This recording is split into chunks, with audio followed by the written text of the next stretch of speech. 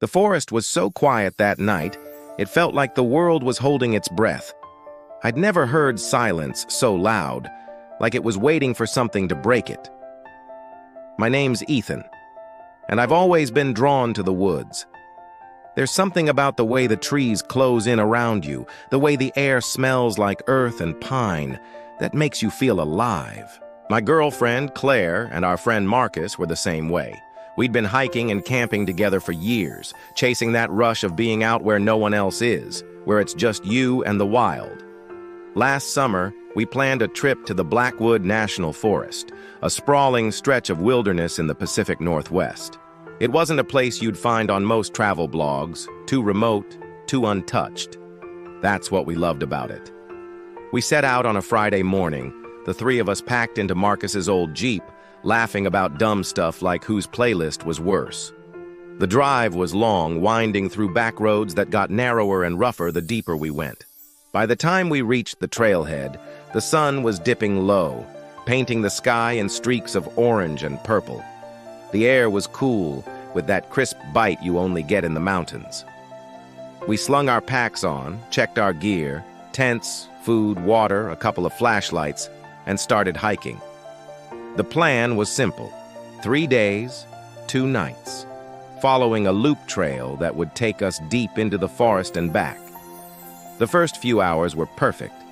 The trail was narrow but clear, winding through towering pines and moss-covered rocks. Claire kept stopping to take pictures, her camera clicking away at every twisted root or beam of sunlight breaking through the canopy. Marcus was in his element, pointing out animal tracks and telling us stories about the forest's history, old logging camps, abandoned mines, that kind of thing. I just soaked it all in, letting the rhythm of my boots on the dirt clear my head. But as the light faded, something shifted. It was subtle at first, like a change in the air pressure. The birds stopped singing.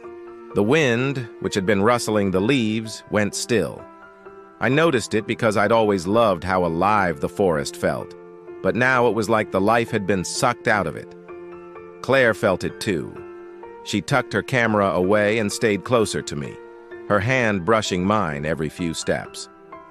Marcus didn't say anything, but I caught him glancing over his shoulder more than once, like he was checking if something was following us. We reached our first campsite just as it got dark, a small clearing surrounded by dense trees. It wasn't an official site, just a flat spot we'd found on the map, but it was perfect. Quiet, sheltered, with a small stream nearby. We set up our tents, built a fire, and cracked open a few beers. For a while, things felt normal again. The fire snapped and popped, casting flickering shadows on the trees, and we told stupid stories to shake off the weird vibe from earlier. Claire leaned against me, her warmth grounding me, and Marcus was halfway through a terrible joke when it happened. A sound cut through the night. It wasn't loud, but it was sharp, like a single, deliberate snap of a branch. We all froze. Marcus's voice trailed off, and the only sound was the fire crackling. I strained my ears, waiting for it to come again, but there was nothing, just that suffocating silence. Probably just an animal, Marcus said, but his voice was too tight, like he was trying to convince himself. Claire's grip on my arm tightened, and I could feel her pulse racing through her fingers. "Yeah," I said, forcing a laugh, "deer or something." But we didn't believe it.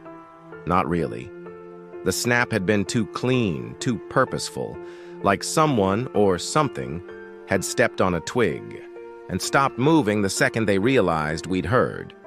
We sat there, staring into the fire, pretending to relax, but every rustle of leaves or shift in the shadows made my skin prickle.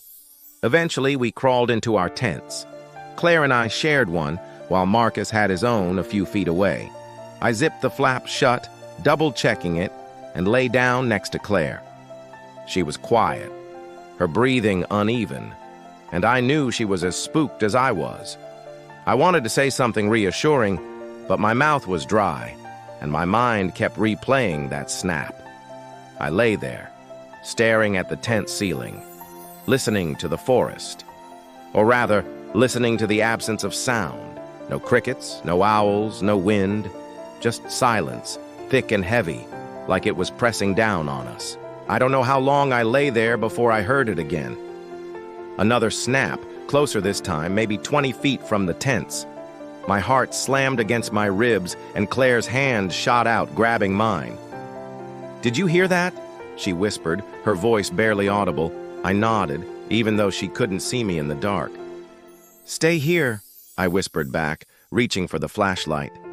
My hands were shaking as I unzipped the tent, the sound of the zipper painfully loud in the quiet. I stepped outside, the beam of my flashlight cutting through the darkness. The fire had died down to embers, and the clearing was bathed in a dim, reddish glow. I swept the light around, expecting to see a deer or maybe a raccoon, but there was nothing. Just trees, their branches clawing at the sky like skeletal fingers. "Ethan?" Marcus's voice came from his tent, low and tense. "You hear it too?" I asked, keeping my flashlight trained on the tree line. "Yeah. What the hell was that?" I didn't answer. I didn't know. I stood there, the cold air biting at my skin, waiting for another sound. But the forest stayed silent. Too silent. I was about to go back to the tent when I saw it. A faint movement, just beyond the edge of the clearing. It was quick, like a shadow shifting between the trees, but it was enough to make my stomach lurch. I swung the flashlight toward it, but the beam caught nothing but bark and leaves. "Ethan, get back in the tent!" Claire hissed from behind me. I didn't argue. I zipped the tent shut, my hands fumbling, and lay down next to her, my heart still pounding. We didn't sleep much that night. Every creak of a branch, every whisper of wind, felt like it was closing in on us. The next morning, the forest felt different. The air was heavy, humid, like a storm was coming, but the sky was clear. We packed up quickly, none of us talking about the night before, but I could see it in their faces. Claire's eyes were red from lack of sleep, and Marcus kept scanning the trees like he was expecting something to jump out. We hit the trail again, moving faster than we had the day before. The plan was to hike deeper into the forest, set up camp at a second site near a lake, and loop back the next day. But the further we went, the more wrong everything felt. The trail started to change. It wasn't obvious at first, but the path, which had been clear and well-trodden, began to narrow. Overgrown roots snaked across it, and low-hanging branches forced us to duck or push them aside. The map said we were on the right track, but it didn't feel right. The trees seemed to lean in closer, their trunks gnarled and twisted, like they were watching us. The air grew colder, too, despite the sun being high overhead. I could see my breath in little puffs, which shouldn't have been possible in July. Claire stopped suddenly, her hand gripping my arm. "Ethan, look," she whispered, pointing to the ground. There, in the dirt, was a footprint, not an animal's, a human's. Barefoot, pressed deep into the soil, like whoever made it was heavy or had been standing there for a long time. The toes were splayed unnaturally, too long and thin, and the print was fresh, the edges sharp and undisturbed. "Could be another hiker," Marcus said, but his voice was unsteady. We all knew it wasn't. The Blackwood wasn't a place people came to casually. The nearest town was hours away, and we hadn't seen a single soul since we'd left the trailhead. "Let's keep moving," I said, trying to sound calm, but my skin was crawling, and I couldn't shake the feeling that we were being watched. Every few steps, I glanced over my shoulder, half expecting to see someone, or something, standing in the middle of the trail. Claire stayed close, her camera forgotten in her pack, and Marcus was quiet, his usual chatter replaced by a tense silence. By mid-afternoon, we reached the lake. It was beautiful in a haunting way, still as glass, reflecting the dark pines that surrounded it. The water was so clear you could see the rocks at the bottom, but it had an eerie quality, like it was too perfect, too untouched.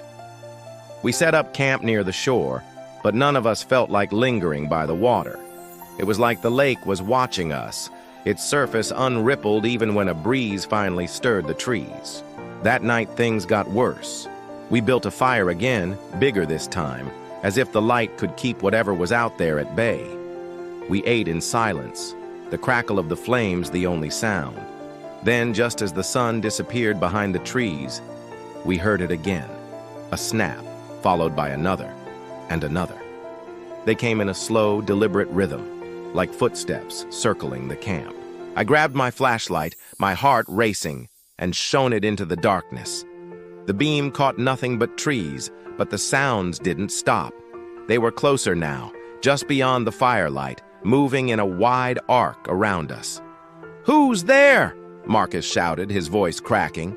No answer, just the snapping, steady and unhurried, like whatever was out there was taking its time. Claire was trembling, her hands clutching my jacket, and I could feel my own fear clawing at my chest. I wanted to yell, to run, to do something, but I was frozen, pinned by the weight of that sound. Then it stopped. The silence rushed back in, heavier than before, like a blanket smothering us. We sat there, staring into the dark, waiting for it to start again. It didn't. But that was almost worse because now we were imagining what could be out there, just beyond our sight, waiting. None of us slept. We kept the fire going all night, feeding it every scrap of wood we could find. By morning, we were exhausted, our nerves frayed to the breaking point. We didn't talk about it, but we all knew we weren't staying another night. The plan to loop back was scrapped. We'd take the shortest route to the trailhead, even if it meant hiking through the dark. Anything to get out of that forest. We broke camp at dawn, moving as fast as we could. The trail was even worse now, overgrown and tangled, like the forest was trying to trap us. The air was thick, the cold unnatural, and the trees seemed to crowd in closer with every step. I kept checking behind us, my flashlight clutched in one hand, even though it was daylight. Claire was pale, her eyes darting to every shadow, and Marcus was muttering to himself, something about how we should have turned back yesterday. Then we found it. A clearing, not on the map, that hadn't been there on the way in. In the center was a circle of stones, arranged so precisely it couldn't have been natural. They were old, weathered, but placed with care, like a ritual site. Inside the circle, the ground was bare, no grass, no weeds, just dirt, packed hard and smooth. And in the middle of it all was another footprint, identical to the one we'd seen before, bare, too large, with those unnaturally long toes. Claire gasped, her hand flying to her mouth. Marcus just stared, his face drained of color. I wanted to say something, to rationalize it, but my throat was tight, and my mind was screaming at me to run. That's when we heard it. A low, guttural sound, not quite a growl, not quite a voice, coming from the trees behind us.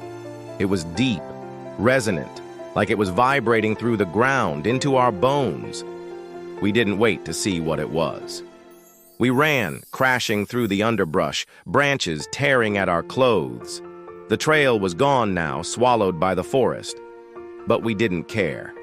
We just kept moving, our breaths ragged, our packs bouncing against our backs. The sound followed us, that low hum, sometimes close, sometimes fading, but never gone. It was like it was toying with us, letting us think we could escape. Hours passed, or maybe minutes, it's hard to say. Time felt warped, like the forest was stretching it, bending it. The trees grew denser, the light dimmer, even though it was still daytime. My legs burned, my lungs ached, but I couldn't stop. Claire was sobbing, stumbling, and I grabbed her hand, pulling her along. Marcus was ahead, his face set in a grim mask, like he was running on pure adrenaline. Then, somehow, we broke through. The trees parted, and there was the trailhead, the Jeep sitting exactly where we'd left it. We didn't stop to question it. We threw our packs in the back, piled in, and Marcus floored it, the tires spitting gravel as we tore down the road. None of us spoke. We didn't need to. The forest was behind us, but I could still feel it, like it was watching, waiting. We made it back to town, checked into a motel, and sat there in silence, too shaken to even look at each other. Eventually, Claire spoke, her voice barely above a whisper. "What was that?" I didn't have an answer. Marcus didn't either. We didn't talk about it after that, not really. We went home, went back to our lives, but none of us have been the same. Claire doesn't take pictures anymore. Marcus sold his Jeep. And me? I can't stand silence now. It feels too much like that night in the forest, when the world held its breath and something was waiting to break it. A few weeks later, I looked up Blackwood National Forest online, trying to make sense of what happened. There wasn't much. Some old articles about missing hikers, a few vague stories about strange occurrences. But one thing stuck out: a forum post from years ago, buried deep in a thread about local legends. Someone claimed the forest was home to something old, something that didn't belong to our world. They said it wasn't human, but it could mimic one, leaving footprints to lure people deeper. They called it a watcher, said it thrived on fear, on the moment you realized you weren't alone. I don't know if that's what we encountered. I don't want to know. But sometimes, when I'm lying awake at night, I hear it, that low, guttural hum vibrating through the walls. And I wonder if we really escaped, or if it's still out there waiting for us to come back.